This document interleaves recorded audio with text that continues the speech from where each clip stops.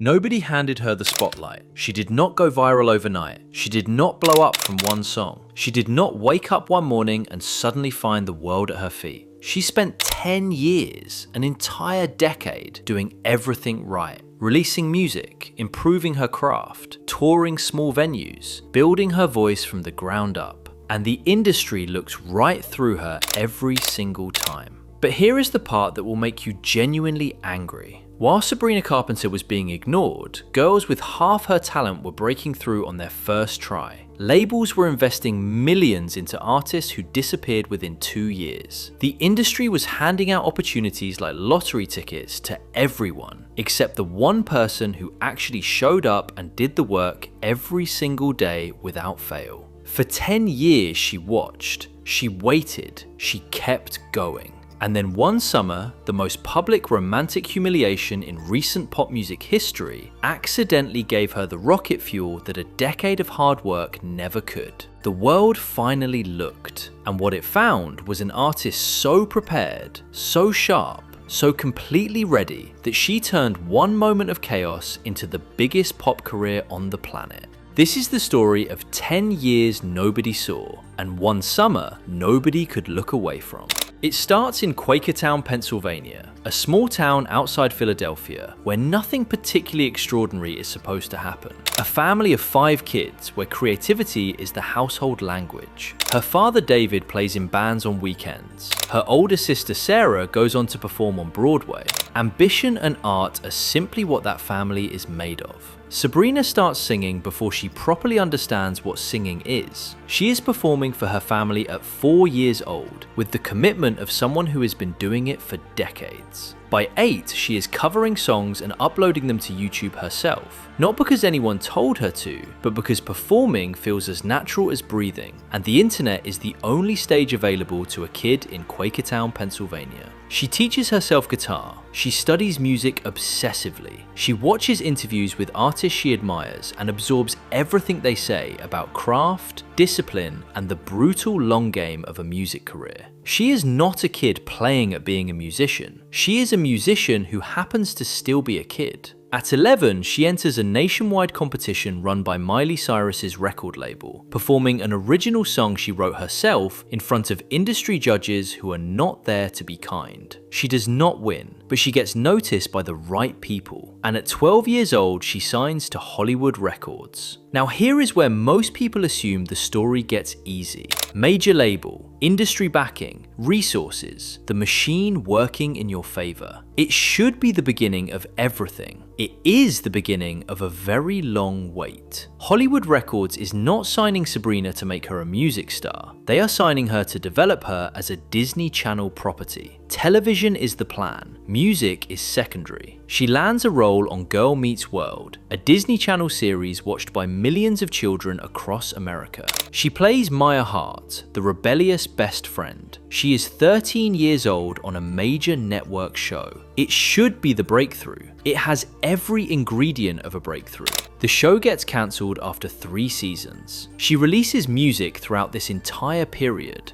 Real music, genuine music, music that shows a developing artistic voice, far more sophisticated than the Disney label suggests. But the industry looks at her and sees a Disney kid, and the Disney Kid label is one of the most suffocating boxes in the entire music business. It follows you everywhere. It tells the industry not to take you seriously before they have even pressed play. It creates a ceiling that has quietly killed more promising careers than actual failure ever has. She keeps releasing music anyway. Eyes Wide Open, Evolution, Singular Act 1, Singular Act 2, album after album of genuinely strong pop music that earns respectful reviews from the people paying attention, and near complete commercial silence from an industry that has already decided what she is and moved on. She is 18, 19, 20, 21, releasing music consistently, improving visibly, touring relentlessly, and watching the mainstream look directly through her every single year. Then 2023 arrives and brings chaos nobody asked for. Olivia Rodrigo releases Vampire, and the internet immediately decides the song is about Joshua Bassett, the ex-boyfriend Olivia wrote her entire debut album about. The same Joshua Bassett who began dating Sabrina Carpenter while his situation with Olivia was still very much a public conversation. Suddenly, Sabrina finds herself at the center of one of the messiest, most public pop music love triangles the internet has seen in years. She did not manufacture the drama. She did not ask for the narrative. She simply existed in a situation that the internet decided to turn into a full-scale soap opera, with her cast as the villain.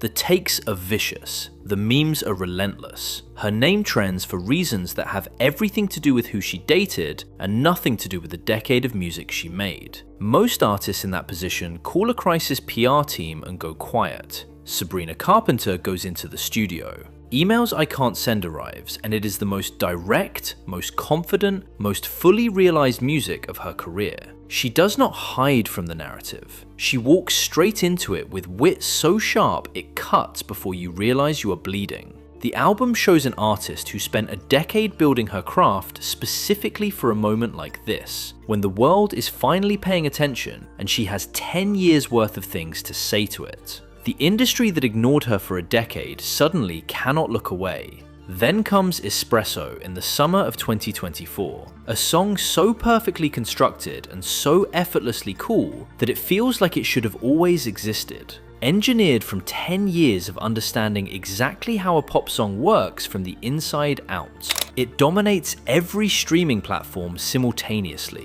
It becomes the undisputed song of the summer globally. Her name, filed under almost for a decade, is suddenly everywhere all at once. Please Please Please follows. Short and Sweet debuts at number 1. The girl the industry could not be bothered to look at for 10 years becomes the most talked about pop artist on the planet in a single summer. And here is what that actually means. The overnight success is always a lie. What the world calls an explosion is almost always the result of years of invisible grinding work that nobody photographed and nobody applauded. Sabrina Carpenter did not get lucky in 2024.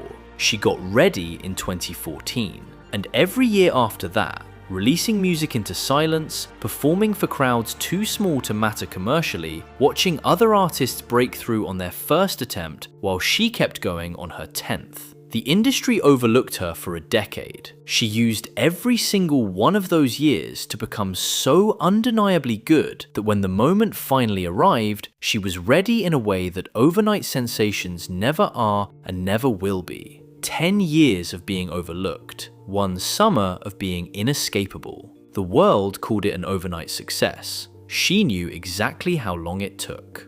If this story hit you differently than you expected, drop a comment right now telling me which part surprised you the most. And if you want more stories about the artists who built it the hard way while nobody was watching, subscribe, because we do this every single week. The next one is already going to make this one feel like a warm-up.